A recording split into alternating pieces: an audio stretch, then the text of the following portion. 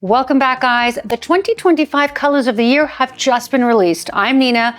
This is the red elevator. Let's go.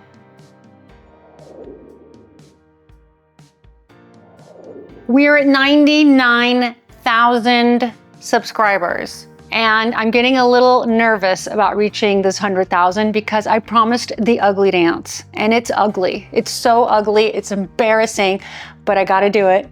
I said I would, so I'm gonna do it. So if you guys subscribe, the sooner I get to the 100,000, the sooner you're gonna see me make a complete fool of myself. So thank you for subscribing. If you haven't, it just takes a second, and guess what? It doesn't cost a thing.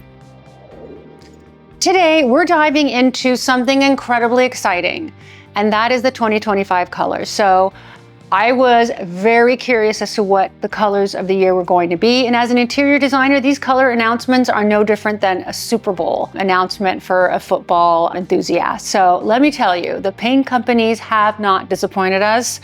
And we are so excited to be using these colors. We're seeing some absolutely gorgeous jewel tones. We're seeing some beautiful earth tones, moody neutrals, and one color family that's making a surprising comeback. Make sure you stay to the end because that's the one I'm going to be also revealing. Let's kick things off with Glidden's bold choice, Purple Basil.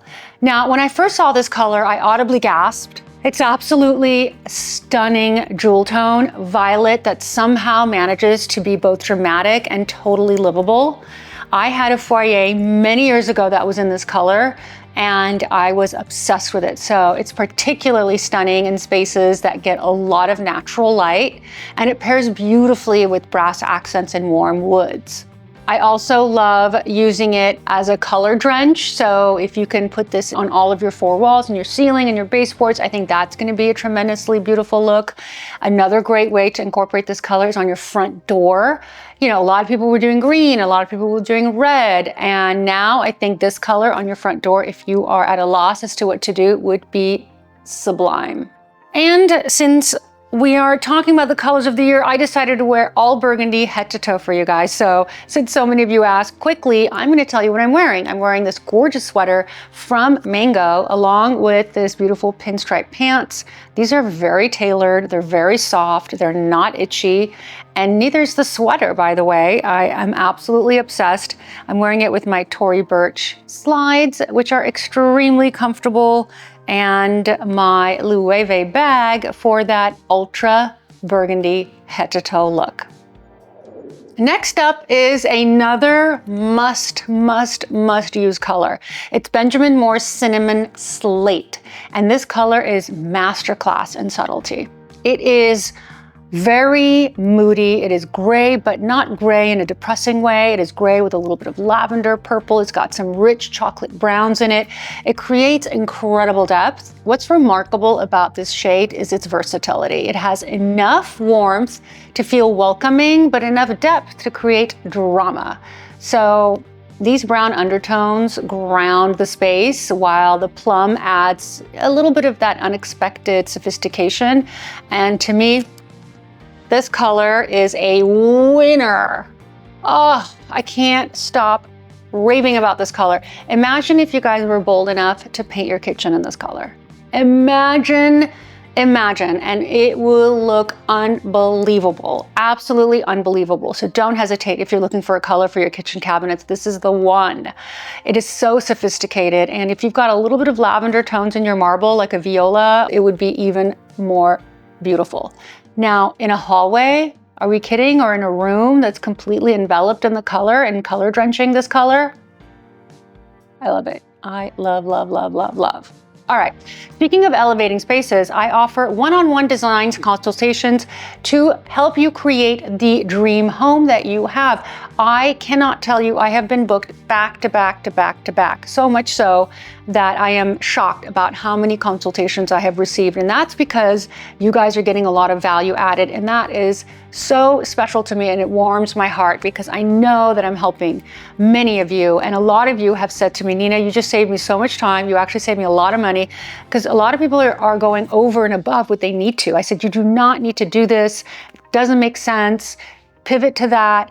Spend less money here, but get a better that. So these consultations end up saving you a tremendous amount of time, saving you from mistakes.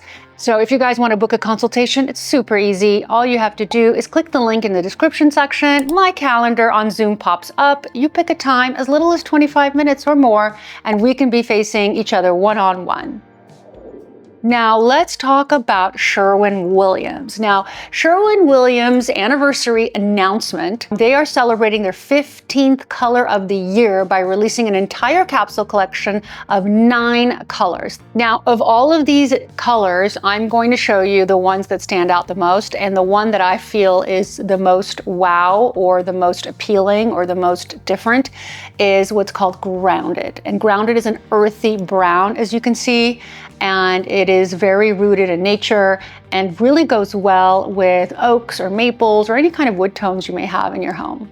Sun Bleached is the next color I wanted to share with you. It is a designer color that is perfectly poised between warm and cool, and it's very adaptable. It's airy, it's light, it's neutral. So for those of us who can't commit to color yet, this would be a very good color. And it's not quite gray, so you're not going to get that sad moment, and it's beyond your basic beige or taupe. Another color that they introduced that I absolutely vehemently am opposed to, and I'm honest, gotta be honest with you guys, is the chartreuse.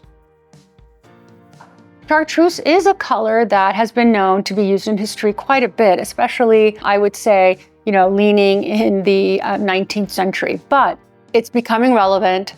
And if you like a vibrant yellow that has a bit of green in it, then this would be your color. But for me, this is just a no. Now, the next color, Rain Cloud, it is a color that I don't absolutely love. I tend to shy away from blues. I don't know why, but I did design a blue rug for you guys because this particular blue that I've designed is going to be a really good one, and that's in my Ruggable collection, which is coming out in December, right, Gabby? December, we are dropping a new Ruggable collection 2.0, and we're going to have a blue option in there that's super earthy and right on trend, and you guys are going to love, love, love. But if you want to see the current collection, it is also linked in the description section. All right, here's a color that I am absolutely in love with, and it's called Clove. It's bordering on black. Clove is a welcoming brown that comforts and soothes, and it just looks good. Another one that is an absolute home run is called Malabar, sandy beige neutral, ideal for layering with other colors. You could even mix Malabar with Clove, for example. This is a very good combination, or you can just use Malabar by itself. This is also a very, very good color for spaces that might be a little bit too dark and you don't want to go too colorful. Another color that was released is Behr. I'm not sure how I feel about this color. There's part of me that likes it and part of me is just too afraid of it. So it's got a little bit of cinnamon dusted golden hue. You would think I would like it, but I just don't want it to be too citrusy, mustardy. I'm worried about the mustard tones in this color, so beware. Another great pure white for those of you that love white or you want to maybe paint your ceilings in this color, White Snow. It's beautiful, it's pure, it's light, and it has a very good final result. Now, we talked about lavenders, and for Sherwin Williams, the Mauve Finery is their subdued, sophisticated true mauve with a dreamy quality. These colors really represent a perfect balance between timeless and trendy, so you want to be careful as to which colors you are choosing. The genius of this collection is how each color can stand alone, but also works harmoniously with the palette, so you can mix and match any of the colors that we spoke of today. If you're loving this content, make sure and give this video a thumbs up. It will be greatly appreciated and hugely helpful for this video to reach others. Okay, Valspar's Encore might be the boldest color of the year. And I must say, and be honest with you, that this color does not work for me. I do not like this color at all. It's striking in spaces with high ceilings, supposedly, but it just hurts. And as you can see, to me, as much as it looks like it would be an interesting color, it just takes too much of your attention away from anything else in the room. So if you want to highlight something and you paint it this color, well, no one will see anything but. All right, Behr's Rumors is voila, what I'm wearing essentially. And this is a very good color, approved by me. It's Behr's Rumors. It's a sophisticated take on red brown that's revolutionizing not only fashion right now, everything is this color, and really how we think about a warm neutral. And would you believe that this color is a neutral? Now, the genius of this color is its undertone. There's just enough brown to keep it grounded, but the red adds that warmth and energy, so it's not offensive, considering what a bright and enthusiastic color it really is. In a bedroom, this would be a very soothing color. I think your blood pressure would drop as you were to walk into this room. You almost feel like you're in a cocoon. Kitchen, I think it's even more wonderful. I think having your lower cabinets maybe painted in this color would also be, or maybe just your island painted in this color would also be a great idea. Now, C2 Paint has another color that is very similar to the one we just looked at, and it's called Raku. It draws inspiration from Japanese pottery, and it's very rich, and it is very deep, and it's actually a really beautiful color. The beauty of this brownish red, so I would say this color, as opposed to the other color we just saw, is a bit more on the brown side than on the lavender side, and it manages to feel both contemporary and timeless simultaneously, if that makes sense. And the color has these beautiful undertones that create a sense of movement, a sense of warmth, and is really wonderful, maybe for a library or a powder room. You can also use it in a bedroom. I think it's also very moody and very nice, and really will match. A lot of us happen to have a lot of beige and tonal furniture because that's been trending for 10 years. So bring this in if you want richness in your house. You don't have to change any of your furniture. I mean, if I painted that color in this room, it would really work beautifully because I have a lot of these sort of camel, cashmere colors. And now for a color I'm not sure about, but I had to share, and it's called Dunn-Edwards Caramelized. Why am I not sure? Well, I just don't think it works with woods. I think it's just a little too, I don't know, it just doesn't work for me. So I don't know what you guys think of this color. I love pink, but this is more of a peach, and I love peach, but this is just too peachy. So not for me, but for those of you who are interested in peach colors, well, you've got an option.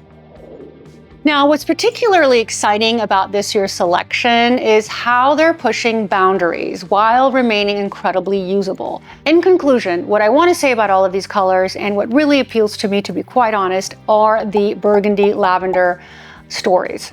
Those colors to me are really timeless, and I remember having them in my foyer 15 years ago, 20 years ago.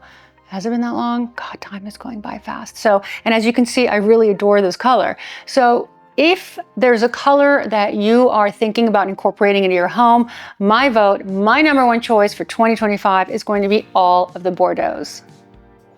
Okay, I need to know, which one is your favorite and which one do you like the least? Is it the colors that I chose? Do you guys like a chartreuse? I want to hear exactly your thoughts. I love you guys, and I can't wait to see you again on this channel, The Red Elevator, next Sunday. Now, Sundays are our YouTubes that discuss interior design theory and everything that has to do with architecture and interiors. And then Wednesdays is the vlog. So if you haven't watched one, maybe you want to watch the other, we will link one of each for you, and we'll see you again next week.